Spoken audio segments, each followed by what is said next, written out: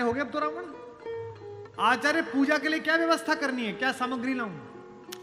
उसने कहा आपके यजमान, मेरे यजमान जंगल में हैं। अगर यजमान के पास पूजन सामग्री ना हो तो पंडित का धर्म बनता है कि वो पूजन सामग्री लेके आए, तो मैं लेके आऊंगा।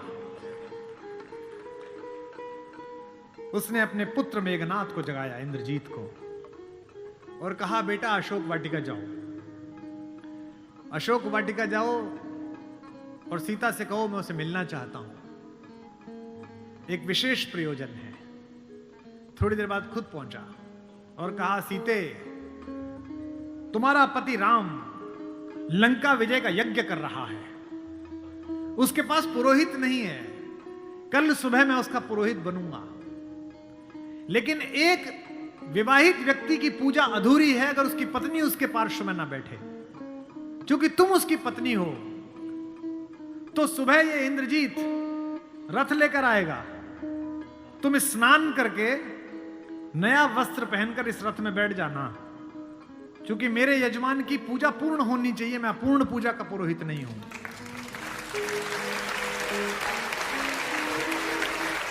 और लोग भी कैसे कैसे, भाई छोड़िए, पत्नी छोड़िए, पिता छोड़िए, माता छोड़िए, शत्रु भी कैसा भाई। इस कहानी का तो विलेन भी कितना खूबसूरत है, कितना कमाल का विलेन है। उत्तम कुल पुलस्त मुनि नाती, पुलस्त का नाती है, भगवान शंकर का अनन्य भक्त, दशग्रीव, 10 सिर नहीं है उसके, ये सम्मित है, ये जो रामलीला में लगा देते हैं। 10 दिमागों के बराबर का आईक्यू है, जिसके ऊपर 10 सिरों की कृपा चलती हो, 10 काम एक साथ करता हो, 10 तरह से सोचता हो, उसका नाम दशानन है, 10 सिर वाला है वो। 9 ग्रह उसके चरणों में लेटे हुए हैं, शनि के ऊपर तो पैर रखे बैठा है। फिर भी राम से हार गया। क्यों हार गया, कारण बताता हूं। राम इच्छाओं से मुक्त हैं और रावण इच्छाओं के पाश में बंधा हुआ।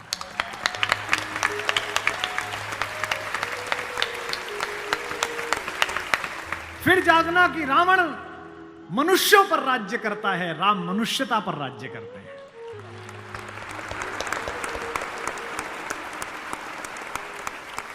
आपको पता है कि जब भगवान ने युद्ध शुरू किया तो पूजा की। राम ने कहा जामवंत से, जामवंत सबसे सीनियर हैं, वो भी ब्रह्मा जी के पोते हैं, रावण के दादाजी के दोस्त हैं, पुलस्थ मुनि के नाना के। कहा कि प्रभु महाराज जामवंत जी, मैं युद्ध करने जा रहा हूं, उससे पहले मैं पूजा करना चाहता हूं। जामवंत ने कहा करिए महाराज। तो बोले मेरे आराध्य तो शंकर हैं, शंकर राम की पूजा करते हैं और राम शंकर की पूजा करते हैं। इस कहानी से बड़ा समन्वय किसी का नहीं हो सकता। जामवंत ने कहा पूजा कर लीजिए महाराज। बोले मुझे एक ऐसा पंडित चाहिए जो शैव हो, शिव को मानने वाला, और मैं वैष्णव हूं तो वैष्णव भी हो। उन्होंने कहा कि इस जंगल में, इस युद्ध क्षेत्र में ऐसा कोई पंडित कहां मिलेगा भगवान। तो उन्होंने कहा पूजा कैसे होगी फिर। जो जामवंत ने कहा एक पंडित मेरे ध्यान में है, पर वो आपका पुरोहित बनेगा नहीं। बोले कौन। बोले पुलस्थ मुनि का नाथी महारथी रावण, वो शिव का भक्त है और वैष्णव भी है, उससे करा लीजिए। सोचिए जिसको हराने जा रहे हैं उससे पूजा। राम ने जामवंत से कहा कि महाराज पूछ के तो आइए, अगर महापंडित रावण आज्ञा दे दें इस यज्ञ के लिए तो मैं कर लूं। रावण को पता चला कि जामवंत बुलाने आए हैं। रावण ने अपने सैनिकों से कहा कि जैसे ही दादा जामवंत आए, कोई उनसे प्रश्न ना करे, उन्हें बस महल का मार्ग दिखा दे, हाथ जोड़ के सब चरण छुएं। जामवंत पहुंचे, रावण किले के द्वार पर चरण छूने आया। कहा कि पितामह मैं आपको प्रणाम करता हूं, मैं धन्य हुआ कि आप पधारे। जामवंत ने कहा कि मैं बहुत प्रसन्न हुआ तुम्हारी अतिथि सेवा देखकर। बिठाया, पूछा कैसे आए हैं। जामवंत ने कहा मैं एक इच्छा लेकर तुम्हारे पास आया हूं। एक मेरे साथ 2 जजमान हैं, वो एक यज्ञ करना चाहते हैं युद्ध शुरू करने के लिए। उन्हें एक ऐसे पंडित की आवश्यकता है जो शैव भी हो और वैष्णव भी। तुमसे अधिक गुणी व्यक्ति तो पृथ्वी पर नहीं है, क्या उनका पुरोहित बन सकोगे? क्या पूछा रावण ने पहला, क्या करेक्टर है, वाह। रावण ने कहा जहां तक मुझे सूचना है आपके दोनों यजमान अयोध्या के निर्वासित राजकुमार राम और लक्ष्मण तो नहीं है? जामवंत ने कहा हां दशरथ, वे ही दोनों हैं, क्या आप स्वीकार करेंगे? उसने हां ना नहीं करी, फिर बोला क्या उनके यज्ञ का उद्देश्य लंका विजय है? जामवंत ने कहा हां उनका यही उद्देश्य है, क्या आप स्वीकार करेंगे? उसने कहा मैं तो जिज्ञासा के लिए पूछ रहा था, अन्यथा द्वार पर आकर किसी पंडित से कोई यज्ञ के लिए कहे, अस्वीकार करना उसका धर्म ही नहीं है। मैं आपके साथ चलूंगा और उनका यज्ञ कराऊंगा।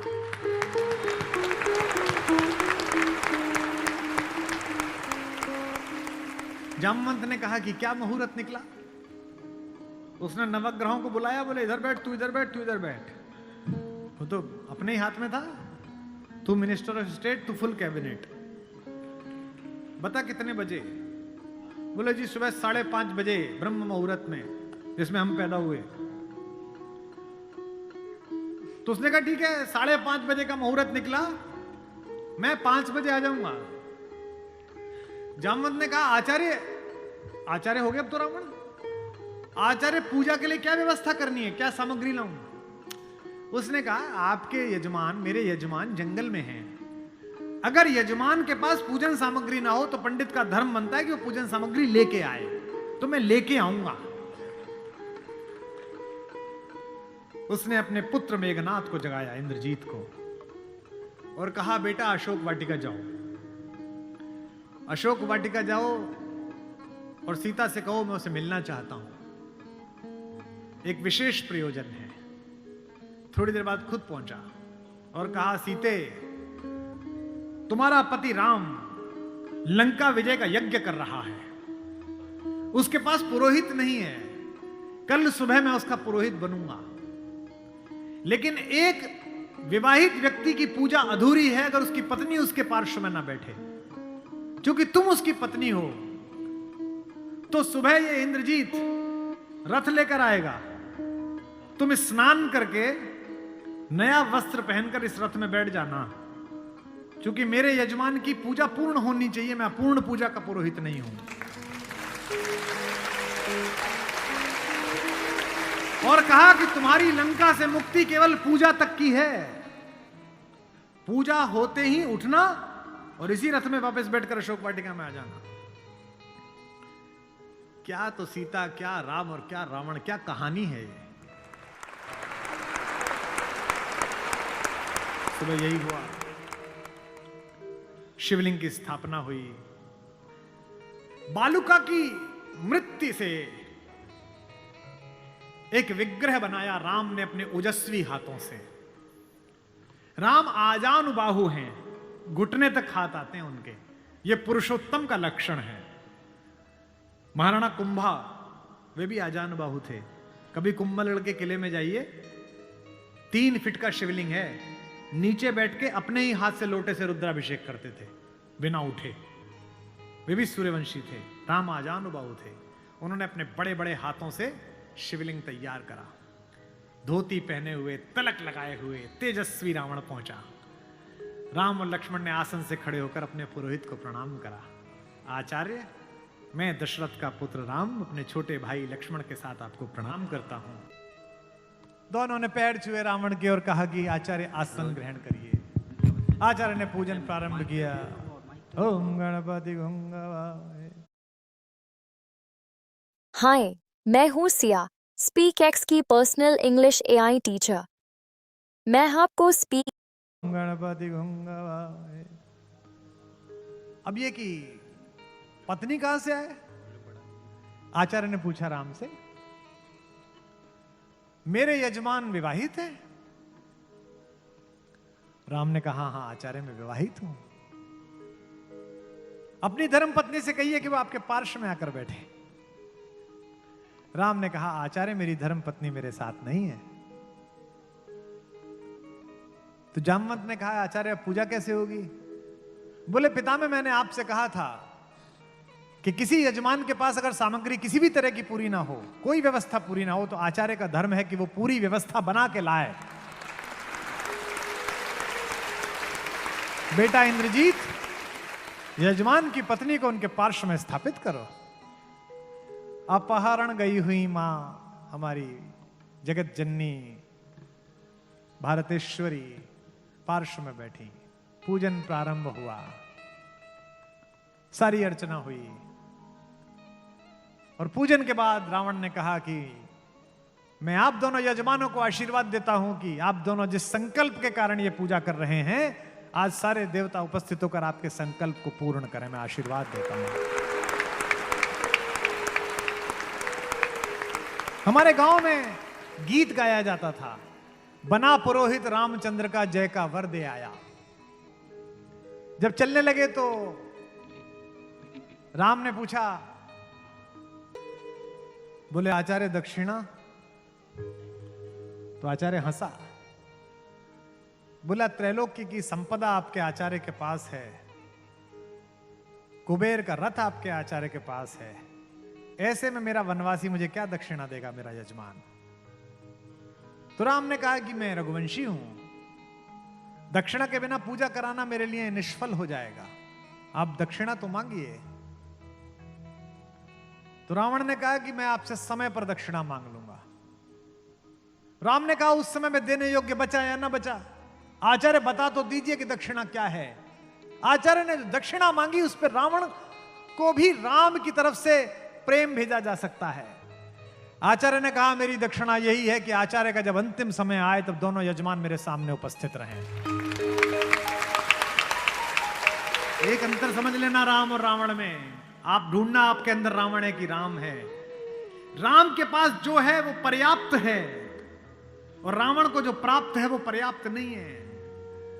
रावण के पास पंचकन्याओं में पूजित हमारे मेरठ की पंचकन्याओं में सबसे सुंदर स्त्री मंदोदरी जैसी सती मां उनकी पत्नी है, लेकिन उसके बाद भी जंगल में घूमते हुए एक तपस्वी की वलकल पहने हुए युवती को अपनी रानी बनाना चाहता है।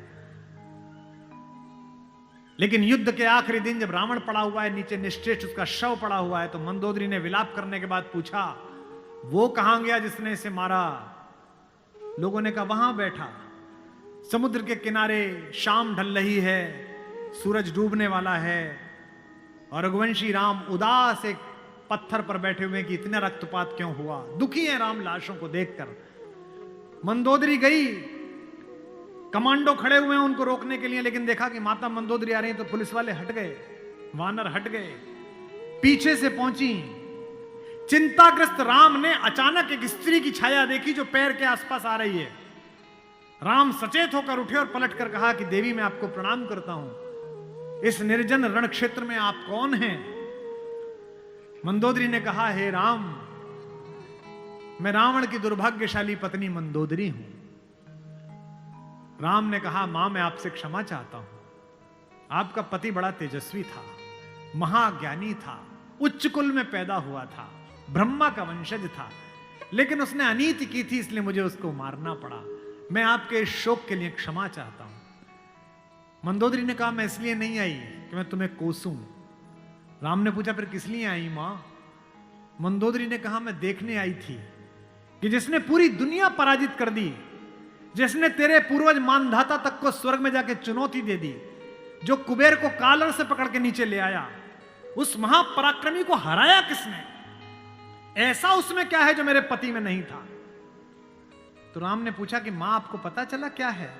बोले हां पता चल गया, आने से पहले ही पता चल गया। राम ने पूछा क्या अंतर है? बोले राम एक मेरा पति था जो मेरी जैसी सुदर्शना होते हुए भी तेरी पत्नी चाहता था, एक तू है कि पीठ पर से भी परिस्त्री की छाया पड़ी है तो उठकर खड़ा हो गया है, ये उसमें तुझ में अंतर है।